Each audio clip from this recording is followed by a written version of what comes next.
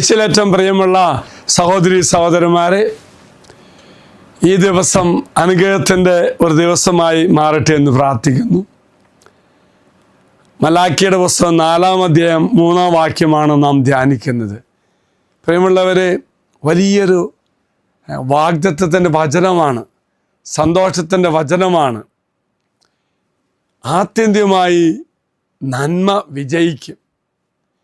ദൈവത്തോട് ചേർന്ന് നിൽക്കുന്നവർക്ക് ഒരുപക്ഷെ പരാജയമെന്ന് തോന്നുകയാണെങ്കിൽ, പല പ്രയാസങ്ങൾ വരുന്നു എന്ന് ചിന്തിച്ചാലും ആത്യന്തികമായി നാം വിജയിക്കും, നന്മ വിജയിക്കും.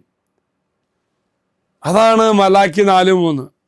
കർത്താവ് പറയുന്നു, ഞാൻ പ്രവർത്തിക്കുന്ന ദിവസം ദുഷ്ടന്മാരെ നിങ്ങൾ ചവിട്ടി താഴ്ത്തും, അവർ നിങ്ങളുടെ കാൽ കീഴിൽ ചാരം പോലെയായിരിക്കും. Praise the Lord. അവർക്ക് പറയുമുള്ളവർ, ഞാൻ പ്രവർത്തിക്കുന്ന ദിവസം, അത് പറയുന്നത് 2-ാം വരവാണ്, അന്ത്യവിധിയാണ്. ആ ദിവസം ദുഷ്ടന്മാർ പരാജയപ്പെടുമെന്നാണ് പറയുന്നത്. അതായത് ആത്യന്തികമായി അന്ത്യവിധി ദിവസത്തിൽ നാം കണക്ക് കൊടുക്കണം. അങ്ങനെ കണക്ക് കൊടുക്കുമ്പോൾ നീതിമാന്മാർ വിജയം നേടുകയും ദുഷ്ടന്മാർ, തിന്മയുടെ അവസ്ഥയുള്ളവർ ചവിട്ടി താഴ്ത്തപ്പെടുമെന്നാണ് പറയുന്നത്. അതുകൊണ്ടാണ് കാൽ കീഴിൽ ചാരം പോലെയാകുമെന്ന് പറയുമ്പോൾ അവരെന്നേക്കുമായി പരാജയത്തിൻ്റെ വ്യക്തിയായി മാറും.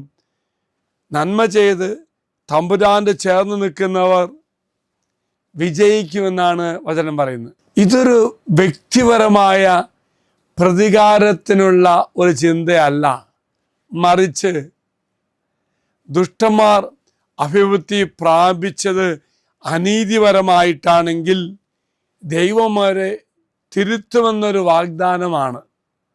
ഒപ്പം തന്നെ തിന്മയോടുള്ള വിജയം നമുക്ക് ദൈവം തരുമെന്ന് പറയുന്ന ഒന്നാണ്. വിശ്വസ്ത പുലർത്തുന്നവരെ കർത്താവ് ചേർത്ത് നിൽക്കുകയും അനുഗ്രഹിക്കുകയും ചെയ്യുന്ന അവിടെ അർത്ഥമാക്കുന്നത്. പ്രിയമുള്ള സഹോദരി സഹോദരന്മാരെ, നമ്മൾ ഈ ഒരു ചിന്ത വെച്ച് ജീവിക്കണം. നന്മ ചെയ്താൽ തീർച്ചയായിട്ടും വിജയം സുനിശ്ചിതമാണെന്നും, തിന്മ ചെയ്ത് പ്രവർത്തിക്കുന്നവർ നേട്ടം കൈവരിക്കുന്നത് ഒരു കാര്യം ഓർത്തോളൂ, പൂർണ്ണമായും മാറ്റാനാവാത്ത ഒരു നാശത്തിലേക്ക് അവർ എത്തുമെന്ന് സൂചിപ്പിക്കുക. വൈക്കോൽ പോലെ അവർ കത്തിക്കപ്പെടുമെന്നും പറയുക. അപ്പോൾ പ്രിയമുള്ളവർ, നന്മ തിന്മ വീണ്ടും ഓർക്കുക. നന്മ ചെയ്യുന്ന നമുക്ക് ആത്യന്തികമായ വിജയം കർത്താവ് തരും. കൂടാതെ അന്ത്യവിധിയെക്കുറിച്ചുള്ള ചിന്ത കൂടിയാകുമ്പോൾ മറക്കരുത്, നാം എല്ലാത്തിനും കണക്ക് കൊടുക്കണം. എങ്കിൽ പ്രിയമുള്ളവരെ, അന്ത്യവിധിയെക്കുറിച്ച് പറയാനല്ല അച്ഛൻ പറഞ്ഞ കേട്ടോ, മറിച്ച് നന്മയും തിന്മയും ഉണ്ടെന്നും ആത്യന്തികമായി നന്മ വിജയിക്കുന്നുവെന്നും നാം ചെയ്യുന്ന പ്രവൃത്തി കണക്ക് കൊടുക്കണം എന്ന ചിന്തയോടെ ജീവിക്കണമെന്നേ പറഞ്ഞുള്ളൂ കേട്ടോ. ദൈവം നിങ്ങളെല്ലാവരും അനുഗ്രഹിക്കട്ടെ എന്ന് പ്രാർത്ഥിക്കുന്നു. പ്രത്യേകിച്ച് നന്മയിൽ ജീവിക്കുവാൻ, നന്മയിൽ തുടരുവാൻ, നന്മയിൽ മുന്നേറുവാൻ ദൈവം നമ്മെ എല്ലാവരെയും സഹായിക്കട്ടെ.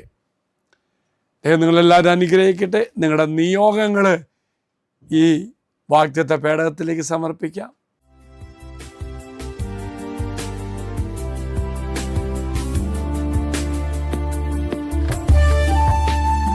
ഇത് നിങ്ങൾ സമർപ്പിച്ച നിങ്ങളുടെ എല്ലാ നിയോഗങ്ങളും അൾത്താരയിലേക്ക് അച്ഛൻ സമർപ്പിക്കുന്നു.